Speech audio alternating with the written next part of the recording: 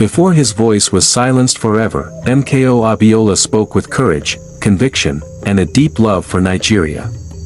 He wasn't just a politician, he was the voice of a stolen mandate, the face of a betrayed democracy. In a time when truth was dangerous, his words became a weapon. This is a rare and powerful look at the man they feared. Through his own voice.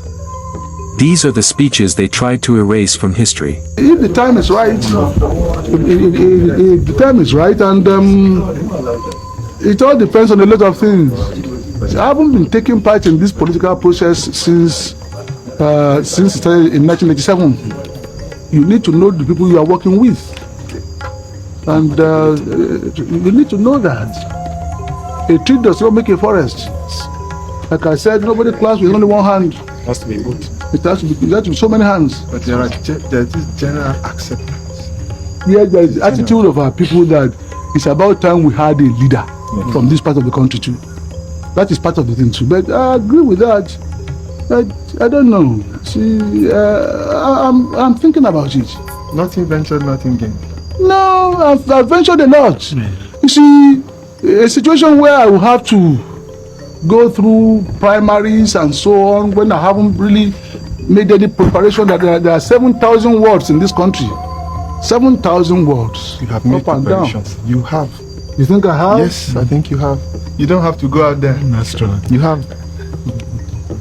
The name is already there. Anyway, Wish you luck, sir. yeah, thank you. I will be able to let you know about the 3rd or so of March. Okay. All the reports will have come in there. You know, I don't do things without examining them. That there is plenty of hope. That there's no doubt at all that the president and the military government will leave office on the 27th of August. And there might be need to meet and discuss some details. And I'm always ready and willing to discuss details. This is not a civilian versus military situation. The preponderant majority of the Nigerian military and their family voted overwhelmingly for me in the last election. So there was no question of the military. There are quite a few, just a few officers who probably are unhappy about the changes. We will give them all the assurances they need. There is room for every Nigerian, especially the top officers who have been trained at tremendous cost to the taxpayers of Nigeria. The list of people which people have alleged have been prepared by me for dismissal or retirement is not true. I have no such list. We need all the soldiers we have in the Nigerian army, especially the senior ones who have been trained at considerable cost to the taxpayers. It will continue off and on until the military release the result of the June 12 election and put the democratically elected president, who is myself, in charge of affairs. I won't go to war. I won't encourage my supporters to go to war. I will fight for peace, and we will get peace. But see, we do not want the peace of a graveyard, a peace whereby somebody continues to ride on the rest of us with a gun. We will get peace, but we'll get peace with decency and integrity and honesty and probity and democracy. Today, Nigerian polls crowd as democracy is put on hold. Nigerian general voice vote blocking civilian rule. I will give you copies of all this. The International Observer Group says so. NEC itself says so. They know it and they said it in its affidavit to the Court of Appeal in Kaduna. NEC said the results were already unknown. I won.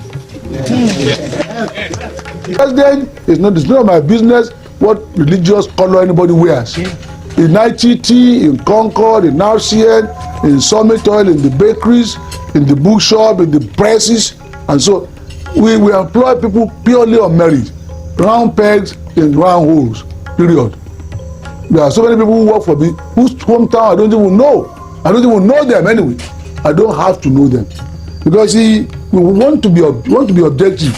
If I could do that in my own small business, I think Nigeria has every reason to expect from me a clear vision when it comes to the management of the affairs of the country as a whole. Quite obviously, we need to earn more foreign exchange. We shall therefore put in place policies that will broaden the foreign exchange earning capacity of the nation. We will pursue exports and local sourcing for industry. We shall aggressively pursue the implementation of the LNG project if the logjam on the gas project has not already been broken by this administration, by this current one. We shall maximize the nation's return from oil by turning over future investment to the private sector and by removing the complex structures which makes NNPC's accountability and assessment of efficiency almost impossible. You see, there are so many layers upon layers built on this simple thing, crude oil. I don't even know whether it's oil or some mystery around it that is taking the money from the central bank. You see, I think we would demystify all these things. In my government, the daily export of crude will be published and the price at which it is sold. You see, the issue of planned implementation is simple. You see, public things are not private.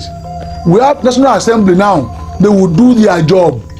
They review the expenditure of government and will hold public hearing. We will no longer be hearing of monetary circulars from central bank without the bankers being told. The bankers will have to be involved. You see, like I said, every effort has been made in the past to shave people's head in their absence. It must stop. I mean, it won't be allowed. I mean, the cumulative wisdom of all the bankers would have seen us out of the problem we have in this country today. But some people, they come from IMF or they come from World Bank. What do they know about Nigeria?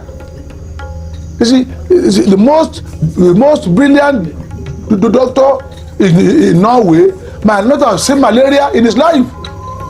So bringing him here and imposing him as a medical director is like sending everybody to the grave. You see, I think all that nonsense will stop. I rely on Nigerians to keep Nigeria running efficiently, and that's what it is. You see, there will be a few foreigners who will be recommended by our people, not those who will be imposed by some foreign authorities over us. We are an independent republic under God, or aren't we?